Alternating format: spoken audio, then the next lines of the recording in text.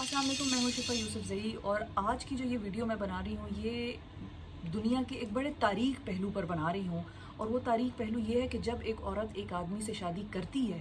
تو وہ شادی زندگی سے لے کر موت تک اس کے ساتھ رہے گی، ایسا کہا جاتا ہے. اس کو خاص طور پہ جو ایشین جو سوسائٹیز ہیں، پاکستان، انڈیا، بنگلہ دیش اور یہ جو خطہ ہے، اس میں بہت زیادہ اس چیز کے اوپر فوکس کیا جاتا ہے کہ لڑکی کی ایک مرتبہ شادی ہو گئی ہے تو اب وہ اس شادی سے نکلے گی صرف اسی وقت جب اس کی موت واقع ہوگی. اور جو سوشل میڈیا پر کیس چل رہا ہے اور جس سے مجھے یہ ویڈیو بنانے کا خیال آیا وہ اسی وجہ سے آیا کہ سوشل میڈیا پر ایک لڑکی اپنی شادی سے فارغ تبھی ہوئی، ایک لڑکی کو اپنی پرابلمیٹک میرٹل لائف سے نجات تبھی ملی جب اس نے خودکشی کی، جب اس نے اپنی جان دے دی. صدف زہرا کی میں بات کر رہی ہوں. صدف زہرا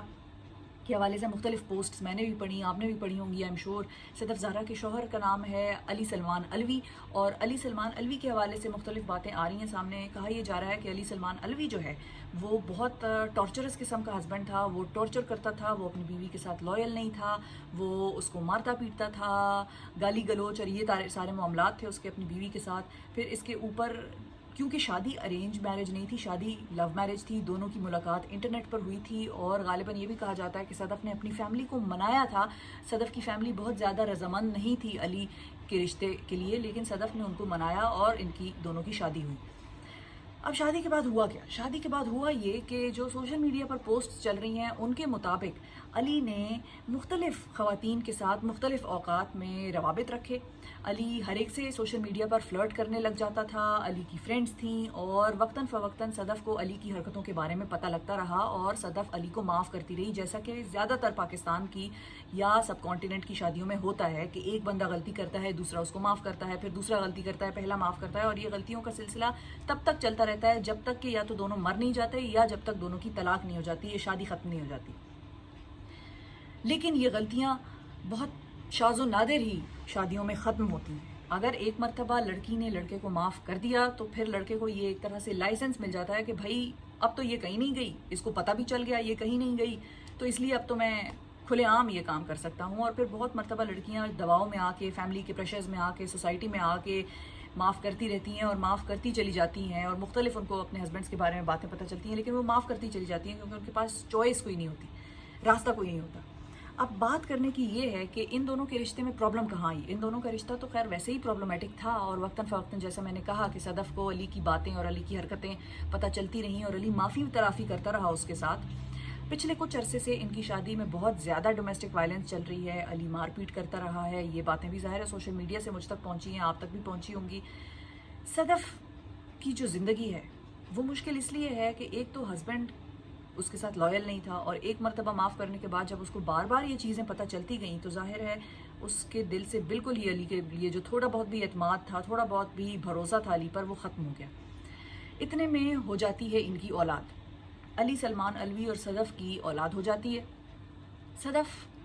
کی جب اولاد ہوتی ہے تو ہم پاکستان میں یہ چیز بھول جاتے ہیں کیونکہ اس کو زیادہ ڈسکس نہیں کیا جاتا، ٹی وی پر بھی اس پر زیادہ بات نہیں ہوتی. میں نے کم از کم، میری ٹیم نے، ہم نے کوشش یہ ضرور کی ہے کہ اپنے پروگرام میں ہم یہ بات بار بار اٹھائیں کہ ڈپریشن اور پوسٹ پارٹم ڈپریشن کیا ہوتا ہے اور وہ کتنا خطرناک ہے. میں آپ کو صرف اس کی خطرناک ہونے کا، اس کی سیویرٹی کی ایک ایگزامپل دیتی ہوں کہ پاکستان میں کچھ سالوں پہلے ایک خبر آئی تھی کہ ایک ماں نے اپنے 4 بچوں کو یا 5 بچوں کو پہلے مارا اور پھر اس ماں نے خودکشی کر لی. اب میں آپ کو بتاتی ہوں ایسا کیوں ہوا. ایسا اس لیے ہوا، اس کیس میں بھی صورتحال کچھ یوں تھی کہ اس عورت کے شوہر کو چاہیے تھی نر اولاد، یعنی کہ بیٹا چاہیے تھا، اور اس عورت کی تواتر کے ساتھ بیٹیاں پیدا ہوتی گئیں. 4 اس کی بیٹیاں ہو گئی تھیں غالباً، یا 5 ہو گئی تھیں، اور ہر سال اس کی ایک اولاد ہوتی تھی. تو اس عورت میں ایک ڈر بھی تھا، ایک خوف بھی تھا اپنے ان لاز کے لیے کی طرف کے حوالے سے بھی، شوہر کے حوالے سے بھی، کہ ان کو بیٹا چاہیے، میں شاید ان کو اس قابل نہیں ہوں کہ میں ان کو بیٹا دے سکوں. پھر اس کو اپنی جو شادی کی کے حوالے سے انسیکیورٹی تھی کہ کہیں شوہر کسی اور کے پاس نہ چلا جائے، کسی اور سے شادی نہ کر لے بیٹے کی خواہش میں، یہ بھی ایک ڈر تھا. پھر وہ ایک سینس آف ڈیفیٹ بھی تھی شاید، اور ایک اور چیز بھی تھی جو کہ تھا پوسٹ پارٹم ڈپریشن. اور وہ پوسٹ پارٹم ڈپریشن یہ ہوتا ہے کہ جب عورت کی اولاد ہوتی ہے تو اس کے بعد کچھ عورتوں میں تو یہ بات کچھ ہفتوں پر محیط ہوتی ہے اور وہ پھر ٹھیک ہو جاتی ہیں آٹومیٹیکلی. ان کے اندر ہارمونز جنریٹ ہو جاتے ہیں اور آٹومیٹیکلی ان کی صحت جو ہے، دماغی صحت، نفسیاتی صحت، وہ ٹھیک ہو جاتی ہے اور وہ اپنی زندگی کے ساتھ رواں دواں ہو جاتی ہیں. کچھ عورتوں میں یہ ایپیسوڈ جو ہوتا ہے وہ کافی لمبا ہوتا ہے، مہینوں پر محیط ہوتا ہے یا سالوں پر محیط ہوتا ہے. اب یہ جس خاتون کی میں آپ کو بات بتا رہی ہوں، اگزامپل دے رہی ہوں، ان میں یقیناً یہ سالوں پر محیط رہا، کیونکہ پہلے ان کی ایک بیٹی ہوئی، پھر اگلے سال دوسری بیٹی ہوئی، پھر اس سے اگلے سال تیسری بیٹی ہوئی، پھر اس سے اگلے سال چوتھی ہوئی اور پھر شاید پانچویں ہوئی، اور اس کے بعد انہوں نے ان بیٹیوں کو بھی مارا اور پھر خود کو بھی مارا. تو یعنی کہ وہ عورت کتنے سالوں سے پوسٹ پارٹم ڈپریشن کا شکار تھی. اور اس پر میں نے اپنے پروگرام میں بھی مختلف سائیکالوجسٹ اور سائیکیٹرسٹ سے بات کی تھی. انہوں نے کہا کہ یہ یقیناً پوسٹ پارٹم ڈپریشن کا کیس تھا کہ اگر وہ عورت اپنے شوہر کے ساتھ خوش بھی نہیں تھی، وہ شوہر اس کو ڈراتا دھمکاتا بھی تھا کہ میں تمہیں چھوڑ دوں گا اگر تم نے مجھے بیٹا نہ دیا. وہ عورت گھبراتی تھی، اس کی بیٹی پر بیٹی ہوتی جا رہی تھی، اس کو ان کے بھی فیوچر کی ٹینشن تھی. تو اس عورت کے ذہن میں بہت کچھ چل رہا تھا. تو اس عورت نے ان 4 بیٹیوں کو بھی مارا اور اپنے آپ کو بھی مارا، اور ان 5 کی یا 6 لوگوں کی جانیں بچ سکتی تھیں اگر اس عورت کو یہ احساس ہو جاتا یا اس عورت کے ساتھ رہنے والوں کو اس چیز کا احساس ہوتا کہ اس کی دماغی یا نفسیاتی صحت ٹھیک نہیں ہے اور اس کو کسی کی ہیلپ کی ضرورت ہے، پروفیشنل ہیلپ کی، سائیکیاٹرک ہیلپ کی ضرورت ہے. اس کیس میں وہ نہیں ہوا. اور صدف کے کیس میں بھی ہم یہ دیکھتے ہیں کہ صدف کی بھی کسی نے ہیلپ نہیں کی، صدف کی بھی کسی نے بات نہیں سنی. صدف پروبیبلی بہت سے لوگوں کو، اپنی فرینڈس کو یہ باتیں بتاتی تھی، کیونکہ صدف کے کیس میں علی سلمان الوی کے اور بھی بڑے چارجز ہیں. اب صدف کے کیس میں دفعہ 302 لگی ہے علی سلمان الوی پر، جو FIR وغیرہ کٹی ہے اس کے خلاف، لیکن دفعہ 302 کا مطلب یہ ہے کہ وہ قتل کی دفعہ ہے. اور ٹیکنیکلی جو شواہد اور کی بنیاد پر یہاں پر نظر آ رہا ہے، پریکٹیکلی قتل ہوا نہیں ہے. پریکٹیکلی علی سلمان کے ہاتھ جو تھے وہ انوالو نہیں تھے کہ اس نے اس کی بیوی کا گلا دبایا یا اس نے اپنی بیوی کو گولی ماری ہے. اس قسم کی طریقے سے اس نے خود مرڈر نہیں کیا. اس کی بیوی کی لاش لٹکتی ہوئی ملی کمرے کے پنکھے سے. تو لگ یہ رہا ہے کہ یہ واقعی ہی ایک خودکشی ہی تھی. لیکن محرکات کیا تھے اس کے پیچھے ریزنز کیا تھے کہ اس عورت نے یا صدف نے یہ سوسائڈ کمٹ کیا؟ صدف کی بات شاید کوئی نہیں سن رہا تھا. صدف کو اپنے ہسبینڈ کی جو بے وفائی تھی اس کے بارے میں بارہا پتہ چلتا تھا اور وہ بارہا اس کو معاف کرتی تھی اور وہ بار بار معافی مانگتا تھا اور پھر وہ غلطیاں واپس ریپیٹ کرتا تھا. پھر صدف ڈومیسٹک وائلنس کا شکار تھی، صدف کی اولاد ہوئی تھی. بہت ساری چیزیں ہیں یہاں پر دیکھنے والی. صدف کے پاس کوئی نہیں تھا جس سے صدف بات کرتی یا صدف کسی سے پروفیشنل ہیلپ لیتی. اب یہاں پر جو دفعہ 302 کا ذکر میں نے کیا ہے، وہ دفعہ 302 جو لگی ہے صدف کے اوپر، علی سلمان کے اوپر، وہ قتل کی دفعہ ہے. اب ہو سکتا ہے، اور بہت حد تک چانسز یہ ہیں، بلکہ 70 سے 80% تک چانسز یہ ہیں کہ علی سلمان الوی کے اوپر جو ہے وہ یہ چیز شاید اس طرح سے کورٹس یا عدالتیں اپلائی نہ کریں اور علی سلمان الوی کو دفعہ 302 کے تحت سزا نہ ہو. لیکن علی کو جس چیز کی سزا ہوگی وہ اسکرین شاٹس ہیں ساری جو صدف کی فرینڈز نے اور جو صدف کے رشتہ داروں نے سوشل میڈیا پر پھینکی ہوئی ہیں اور وہ ہم سب کی نظروں سے گزری ہیں، جس میں کہ علی بلیک میل کر رہا ہے، جس میں علی فلرٹ کر رہا ہے، جس میں علی ہراس کر رہا ہے اور جس میں علی پیسے لے رہا ہے مختلف اکاؤنٹس بنا کر مختلف لڑکیوں سے. تو یہ کوئی ایک یا دو خواتین کی بات نہیں ہے، یہ متعدد خواتین پر مبنی یہ سٹوری ہے. اور علی ہر ایک سے فراڈ کرتا رہا، علی ہر ایک سے کو بلیک میل کرتا رہا. علی کے اکاؤنٹس میں پیسے آتے جاتے نظر آئے، علی کے اکاؤنٹ میں ڈالرز اور روپیز کی ٹرانزیکشنز نظر آئیں. تو ان چیزوں پر علی ضرور جو ہے وہ یہ پنشیبل آفینسز ہیں اور ان پر علی کو ضرور سزا ہو سکتی ہے. لیکن جس چیز پر علی کو سزا نہیں ہو سکتی میرا خیال ہے وہ یہ قتل ہوگا، کیونکہ وہ ابھی تک شواہد کے مطابق ایسا لگ رہا ہے کہ انہوں نے خودکشی کی. ہاں، ڈومیسٹک وائلنس کے بھی اگر ان کی باڈی سے پوسٹ مارٹم کے رپورٹس کے مطابق اگر کوئی شواہد ملتے ہیں تو اس پہ بھی ہو سکتا ہے عورت پہ یا بیوی پر ہاتھ اٹھانے کا بھی کوئی جرم ثابت ہو جائے علی پر. اچھا، اس کے علاوہ ایک اور چیز ہے اور وہ یہ چیز ہے کہ ہم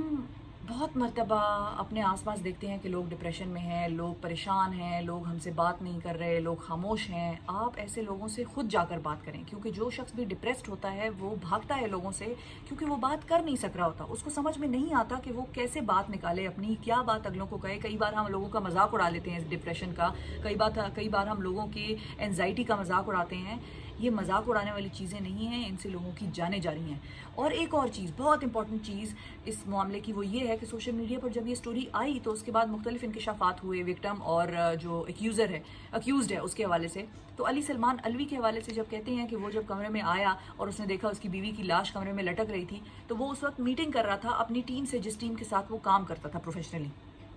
وہ ٹیم کون تھی؟ وہ ٹیم تھی پاکستان کی معروف اینکر عاصمہ شیرازی کی ٹیم. اب لوگ جو بیوقوفانہ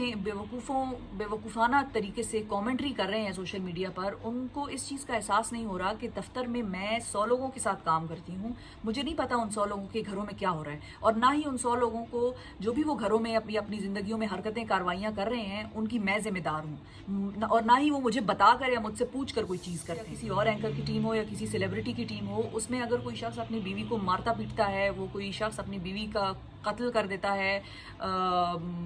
فراڈ کر رہا ہے، پیسے مانگ رہا ہے لڑکیوں سے، بلیک میلنگ کر رہا ہے، تو اس میں اس اینکر کا یا اس سیلیبریٹی کا کیا قصور ہے؟ وہ کوئی اس اینکر کو جا کر بتاتا تھوڑی تھا کہ بھائی میں نے فلاں لڑکی سے $250 لے لیے ہیں، یا مجھے فلاں لڑکی نے $190 دیے ہیں۔ یہ تو جتنی ٹرانزیکشنز ہو رہی ہیں، یہ جو ساری چیزیں ہو رہی ہوتی ہیں، اتنا ٹائم کسی کے پاس نہیں ہوتا کہ ہم پروفیشنل انوائرمنٹ میں جا کر بیٹھیں اور ہم ہر ایک سے پوچھیں کہ بھائی بتاؤ بھائی تم اپنی زندگی میں کیا کر رہے ہو، کہیں کوئی ایسا کام تو نہیں کر رہے جس سے میری بدنامی ہوگی۔ یہ بڑا بیوقوفانہ عمل ہوا یہ سارا کہ آسمہ شیرازی کو خواہ بیچ میں گھسیٹ رہے ہیں۔ کیا ہو گیا اگر آسمہ شیرازی کی ٹیم کا ایک بندہ ہے؟ وہ آسمہ شیرازی نہیں ہے، آسمہ شیرازی کی ٹیم کا ایک بندہ ہے۔ اچھا، اسی طرح بہت سے لوگ ہیں جو مختلف، یہ دراصل اس معاملے کو خواہ پولیٹیسائز بھی کیا جا رہا ہے، کیونکہ شاید علی سلمان الوی جو تھا وہ پی ٹی آئی کا بڑا سپورٹر تھا، یا جو بھی ہے، کسی پارٹی کے سپورٹ کرنے سے یا کسی پارٹی کو نہ سپورٹ کرنے سے ہمارا کیریکٹر بلڈ نہیں ہوتا، ہمارا نیچر شیپ اپ نہیں ہوتا۔ یہ نیچر کی بات ہے، اور یہاں پر ڈپریشن کا معاملہ ہے، یہاں پر فراڈ کا معاملہ ہے، بلیک میلنگ کا معاملہ ہے، قتل اور سوسائڈ کا معاملہ ہے، بہت سیریس یہ کیس ہے۔ خواہ مخواہ لوگ بیوقوفی میں آسمہ شیرازی کا نام لے کے ان کو بھی بدنام کرنے کی کوشش کریں۔ دس از صرف ایک ایسی ایفرٹ ہے کہ جو بہت ہی بیس لیس ہے اور بہت بیوقوفانہ ہے، اور مجھے تو یہ بات سن کے اور زیادہ غصہ آتا ہے جب لوگ یہ کہتے ہیں کہ اوہ آسمہ شیرازی کا پروڈیوسر تھا۔ تمہیں پتہ ہے بھائی، تو آسمہ شیرازی کا پروڈیوسر تھا یا کسی چینل کا پروڈیوسر تھا یا کسی اور اینکر کا پروڈیوسر تھا، اس کی اپنی زندگی کا جواب دے وہ خود ہے۔ Asma Shirazi is not accountable for his actions, یا کوئی اور is not accountable for other people's actions. میرے دفتر میں کوئی بندہ کسی کو قتل کر کے آ جاتا ہے تو لوگ کیا آ کے اس کے بارے میں مجھ سے پوچھیں گے؟ ہاں، تفتیش کے دوران شاید پولیس آ کے مجھ سے ضرور پوچھے کہ آپ کی اس سے کیا ملاقات ہوئی تھی، آپ کی اس سے کیا بات ہوئی تھی، آپ نے اس کو ایز اے انسان کیا پایا، وہاں پر میرا اوپینین میٹر کرے گا۔ لیکن یہ نہیں ہو سکتا کہ کوئی شخص جا کے قتل کر کے آ جائے، جا کے کہیں بم پھوڑ دے اور وہ پھر آ کر ساری دنیا اس کو مجھ پر بلیم کرے یا میرے ساتھ تھوپے۔ یہ بہت ہی بیوقوفانہ چیز ہے جو لوگ کر رہے ہیں، اور اس کیس میں سمجھنے والی چیز جو ہے وہ یہ ہے کہ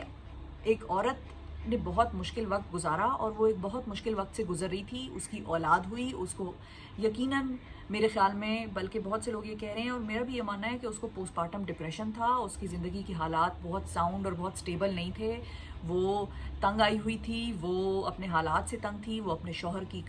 کاروائیوں سے تنگ تھی، وہ اپنے شوہر کے حوالے سے کسی سے بات نہیں کر سکتی تھی، اس میں شاید یہ سینس آف ڈیفیٹ بھی پریویل کر رہا تھا کہ اس نے خود اپنی فیملی کو منایا اس آدمی کے لیے، اور یہ آدمی ہی جسٹ فیلڈ ہر، اور وہ اب اپنی فیملی کو بھی جا کر اس طرح سے شاید نہیں بتا سکتی تھی، کیونکہ فیملی بھی ہمارے یہاں بہت ایک روایتی طریقے سے کہتے ہیں تم نے شادی کی ہے نا تو تم بھگتو، ہمارا کیا کام، تم ہی بڑا آئی تھی اس کو لے کے تو تم بھگتو۔ اس قسم کے جوابات جو ہیں وہ اس شخص کو جو کہ آلریڈی ڈپریسڈ ہے یا پریشان ہے، اس کو ڈسکریج کرتا ہے اپنی ماں یا اپنے باپ کی طرف جانے سے یا بات کرنے سے۔ ہمارے یہاں بہت سی خواتین ساری عمر ڈومیسٹک وائلنس برداشت کرتی رہتی ہیں اور ان کی کوئی سنوائی نہیں ہوتی، اور اس کی وجہ صرف یہ ہوتی ہے کہ ان کے اپنے گھر والے یا ان کے اپنے دوست ان کا ساتھ نہیں دیتے، ان کے پاس کوئی سپورٹ سسٹم نہیں ہوتا۔ اپنے فرینڈز کا، اپنی سہیلیوں کا، اپنی بہنوں کا، اپنی بھابھیوں کا، اپنی ماؤں کے بارے میں، اپنی بہنوں کے بارے میں، بیٹیوں کے بارے میں،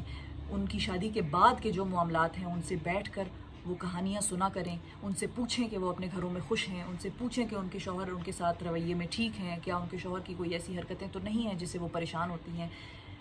لڑکیاں اس بات سے بھی ڈرتی ہیں کہ وہ چاہتی ہیں، وہ بار بار اپنے شوہر کو چانس دینا چاہ رہی ہوتی ہیں، اور وہ یہ بات اس سے ڈرتی ہیں کہ بھائی ان کے شوہر کو نہ بتا دے، میرا بھائی، اگر میں اپنے بھائی سے بات کروں اپنی شادی کے بارے میں تو کہیں میرا بھائی اپنے شوہر کو میرے شوہر کو نہ بتا دے اور وہ مجھے چھوڑ نہ دے۔ تو اپنے بھائیوں کو، باپوں کو کانفیڈنس میں لینے کی ضرورت ہے، اور بھائیوں اور باپوں کو یہ بھی چاہیے کہ وہ اپنی بیٹیوں کو بھی، بچیوں کو بھی کانفیڈنس ملے، اور وہ ان کو کہیں کہ جو بات تم مجھے بتاؤ گی میں اس کو تمہیں مشورہ دوں گا کہ تم اس کو بہتر طریقے سے کیسے حل کر سکتی ہو، کس طرح سے ہینڈل کر سکتی ہو۔ اکیلا نہ چھوڑ دیں اپنی بیٹیوں کو ایسی صورتحال میں کہ جہاں پر انہوں نے اپنی زندگی بھی سنبھالنی ہو اور آنے والی ایک اور نئی زندگی بھی سنبھالنی ہو اپنی اولاد کی صورت میں، اور ان کا شوہر ان پہ تشدد کیے جا رہا ہو اور وہ کسی کو بتا نہ سکتی ہوں۔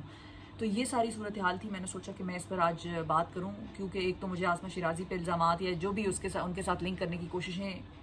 میرے نظر سے گزری وہ بڑی مذاق خیز لگی. مجھے ہنسی بھی آئی, مجھے شدید غصہ بھی آیا کہ اصل ایشو سے لوگ آنکھیں چرا کے اس جگہ اس بات کو ملا رہے ہیں جہاں پہ کوئی تک نہیں بنتی. تو یہ بالکل ہی بے تکی سی بات ہے کہ آسما شیرازی کا پروڈیوسر, بھائی آسما شیرازی کا پروڈیوسر ہے تو آسما شیرازی سے پوچھ کر ہر کام تھوڑی کرتا ہے. اور دوسری چیز یہ کہ ڈپریشن پہ بات ہونی بہت ضروری ہے. ڈومیسٹک وائلنس جن خواتین کے ساتھ ہوتی ہے, جن لڑکیوں کے ساتھ ہوتی ہے, ان کے حوالے سے بات کرنی بڑی ضروری ہے.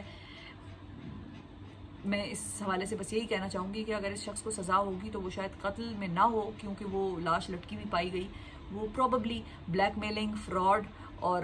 ہراسمنٹ, سوشل میڈیا پر جو ہراسمنٹ یا اس قسم کے کام وہ کرتا تھا ان پر ہوگی اس کو سزا. اور اللہ کرے کہ آئندہ آنے والے دنوں میں, آئندہ آنے والے وقتوں میں ہماری بہنوں کے ساتھ, ہماری ماؤں کے ساتھ, ہماری بیٹیوں کے ساتھ ایسے معاملات نہ ہوں اور لوگ ان کی بات سنیں جب وہ کسی پریشانی کو لے کر اپنے والدین کے پاس جائیں. Thank you.